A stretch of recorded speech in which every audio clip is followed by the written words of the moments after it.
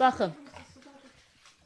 Bir də göstərirəm. Bəlkə də tam belə ola bilsin, hiss eləmək olmaz.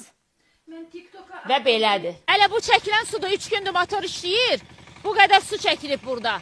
Lazım olanda biz helikopter belə, təyyarə belə havaya qaldırıb, amfibiya təyyarələrini, yanan ərazini söndürməyə qadirik. Yəni o qədər təminatı var Fövqəladə Hallar Nazirliyinin.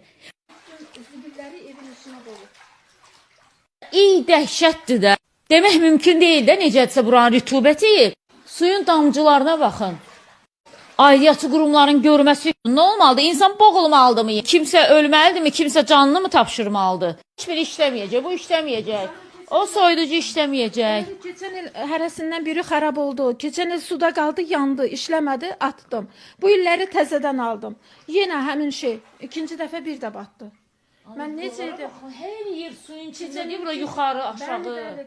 Yaşayış məskəni salınırsa, birinci olan kanalizasiyadır. Mütləq olmalıdır. Siz yaşayın, biz sonra kanalizasiya çəkərik deməklə, valla bu problemi həll eləmək olmur. O motor bundan sonra 3 gün də işləsə, heç nə dəyişməyəcək.